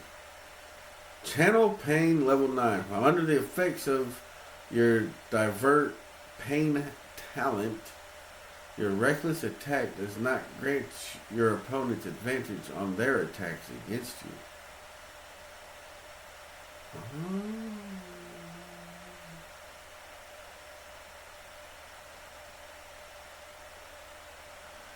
These new feats are available to heroes in Return of the Living Dead, as well as any other heroes at the GM's discretion. They all relate to the new rules in this book. So use them only if you are using the corresponding rules. General feats, brainless, minor feat. Maybe you've got a thick skull, maybe you really are a bonehead, whatever the reason, zombies have a harder time detecting your brains than usual. Any zombie using its sense brains to detect you has disadvantage. You gain advantage on the deception checks to play dumb, such as pretending that you didn't know that the building you were snooping around in was really a secret zombie testing facility. Additionally, your thick skull grants you advantage on saving throws made to resist being stunned. Lastly, due to your perceived witlessness, people tend to underestimate and overlook you. For example, they may discuss sensitive materials around you, assuming that you don't understand.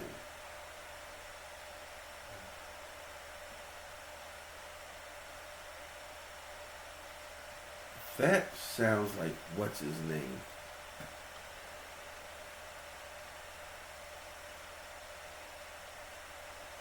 Has anybody watched The Stand, the movie, the Stephen King's The Stand? That kind of sounds like that guy. Shoot, what was his name?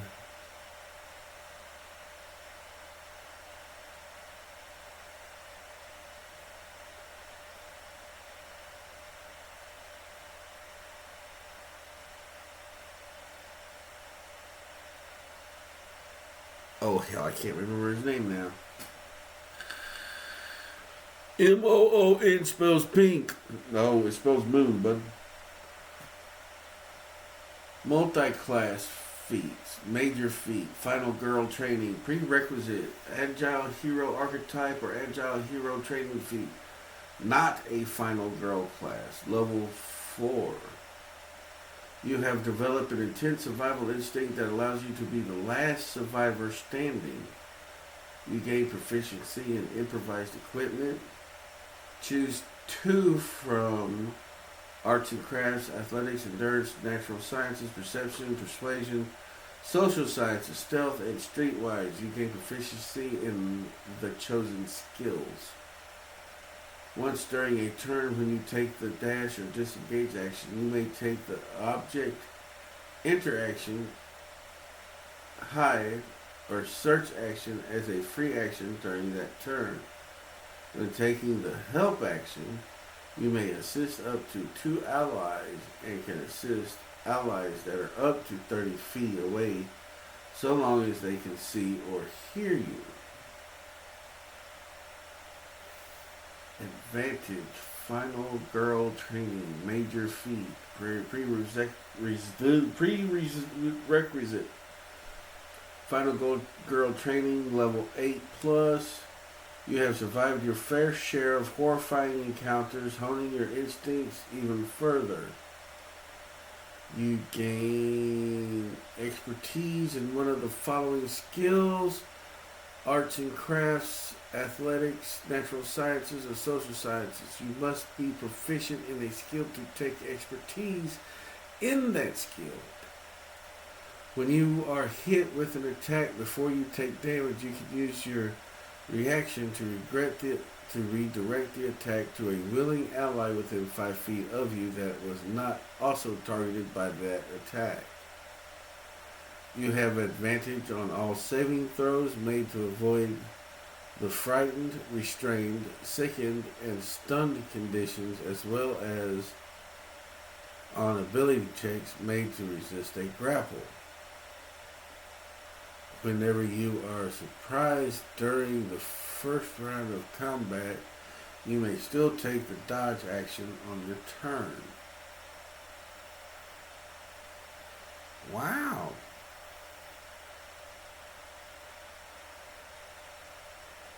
So we are here at Postmortem. We're going to add a bookmark.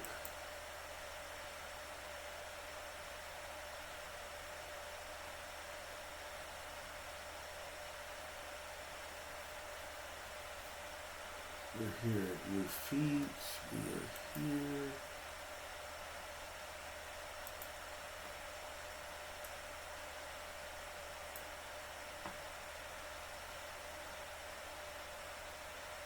Cancel.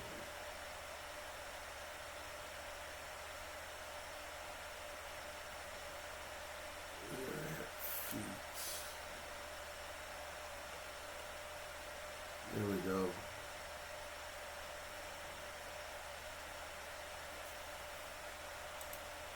Close. But yeah, we're going to continue on with postmortem technician training, major feat, starting as long as everything goes all right. I'm going to probably carry my laptop with me, and we're probably going to go through the rest of this, some of this Thursday night. I do apologize for what has happened in the past. I know streaming had kind of drifted off. I just needed some time to myself.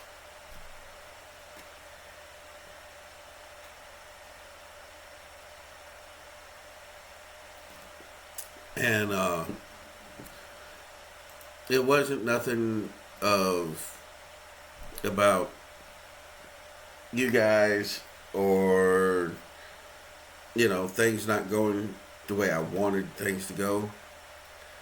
So it was just, with everything I'm trying to do, I'm a very transparent person. I will tell you exactly what's going on in my life. I'm not looking for sympathy or anything like that. Hell, I may be looking for somebody to kick me in my ass to get me motivated back going again. 9 times out of 10, that's what I'm looking for. Because I can't seem to pull myself out, so I need somebody to go, look, pull your fucking pants up and go. I've been debating on quite a lot of stuff, but I work, a lot of people say I work too much, in which I'll admit I do work. I work Monday through Saturday. My main job, I work at a retail hunting store. I am a sales associate. I don't make a lot of money. Trust me, I don't make a lot of money. I work from 9 in the morning to 5 in the evening. By the time I get off, of course, most things are closed. 9 times out of 10, well, I should say 7 times out of 10, I get a phone call to give my dad. My dad will call me and ask me if I can come watch my special needs brother, so him and my mom can get away for a few hours. That happens quite often, which doesn't bother me. Because most of the time I'll come home. If it's not time for a stream, I usually eat supper, go in the bedroom, watch a little TV, and usually end up falling asleep.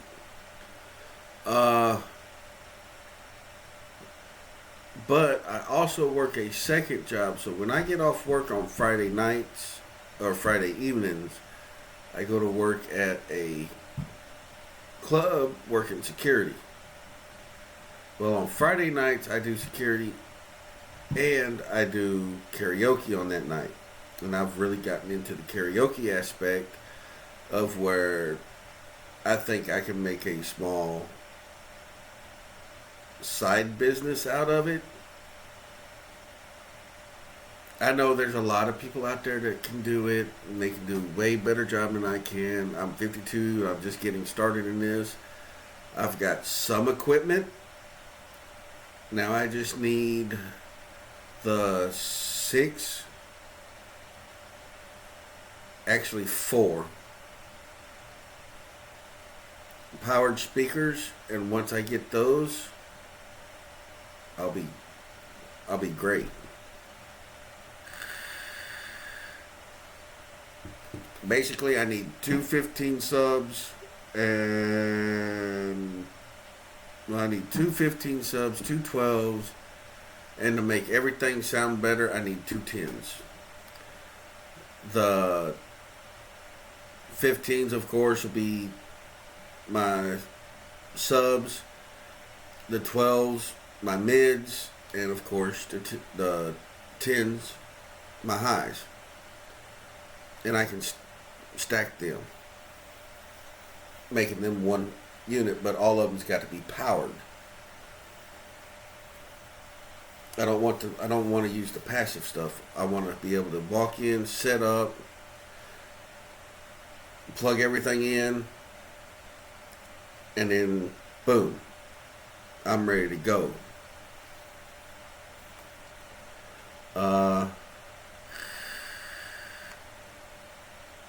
Let's see, what else?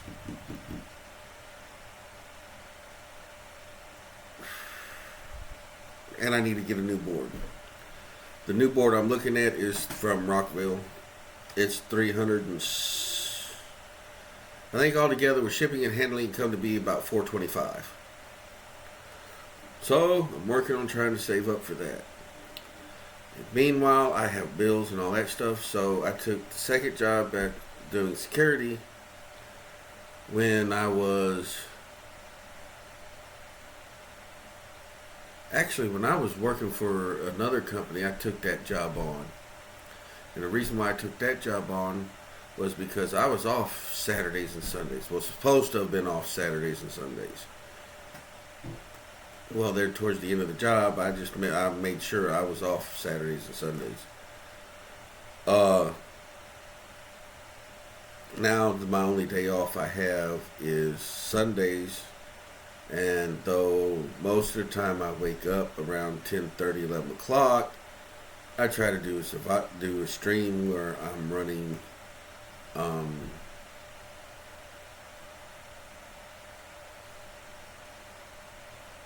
some kind of survival type deal. I'm hoping that one of these days I can get some GoPro cameras and have some friends of mine maybe do some actual zombie survival type situations. Of course, I'm gonna be the hero, but yeah, a lot of things have led up to these last few weeks that my streams have been kind of here, there, and not really scheduled. I mean, I do have them scheduled in Twitch as Sunday, Tuesdays, and Thursdays, but if my dad calls for needing me to come take care of my special needs brother so he can get him and my mom can get some time away, I usually tend on doing that. Other times, unless somebody calls me, I go to work, I come home. If I'm hungry, I'll eat a little bit, then I go to bed.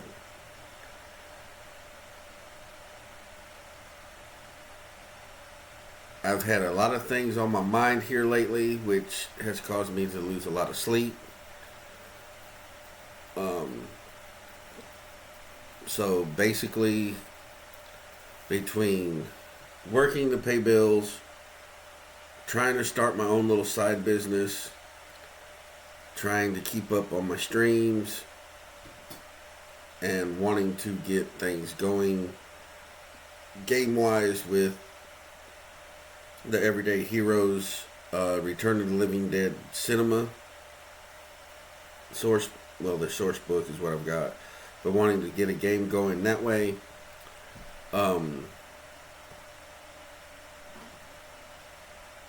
Basically, I've kind of stressed myself out.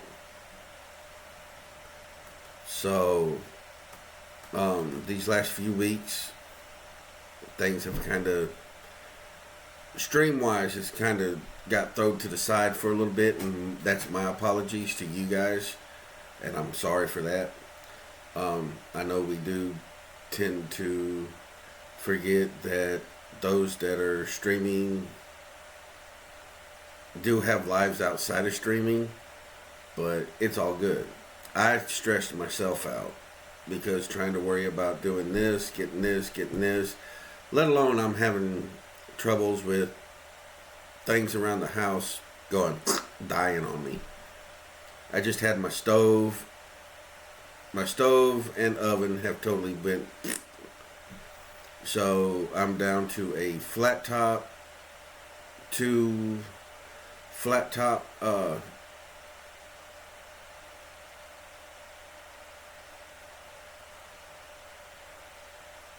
grill, a 2-eye burner.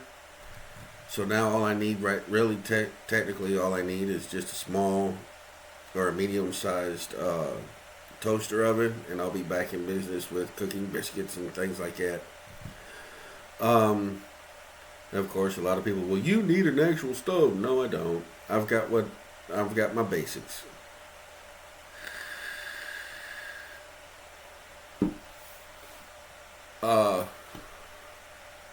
Refrigerator's going out. Bathroom floor needs to be replaced. The projects seem to keep getting more and more, and money keeps getting to be less and less. So it's typical. It's an everyday deal. Pretty much life getting in the way of the two major things I wanted to really do: streaming and the karaoke. Due to the fact I love music, and that's the way it goes. So I wanted to apologize and let you guys know this is the reason why the last 2-3 weeks my streams have been here, there, and sporadic as hell. Pretty much it's just life happening. And I stressed myself out, and I needed to make sure to get myself back on track.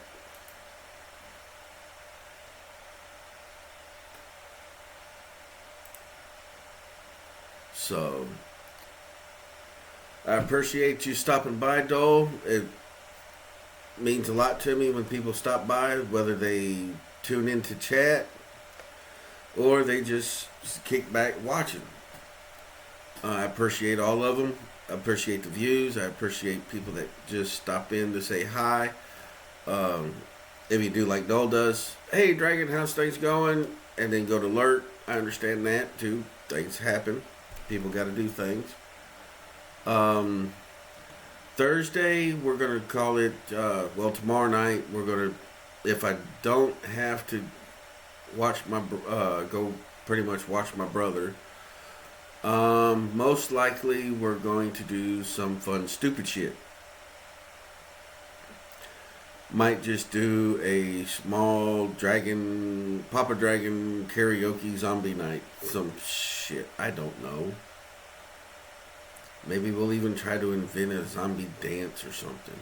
Who knows? I'm one of them guys, I'll try to do something.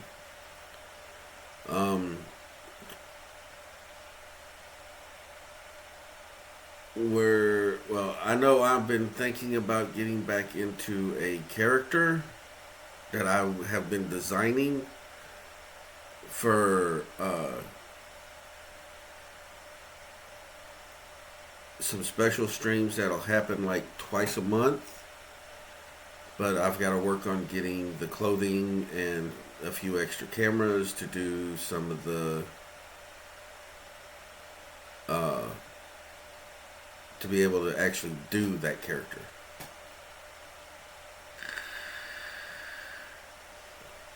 But as always, I want to thank everybody. God bless you guys. Thank you for stopping by. For those of you that, I like to say thank you and God bless. May the gods be with you. May the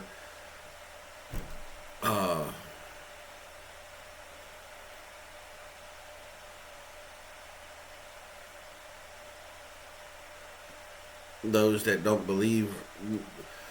I always try to cover all religions in just one saying.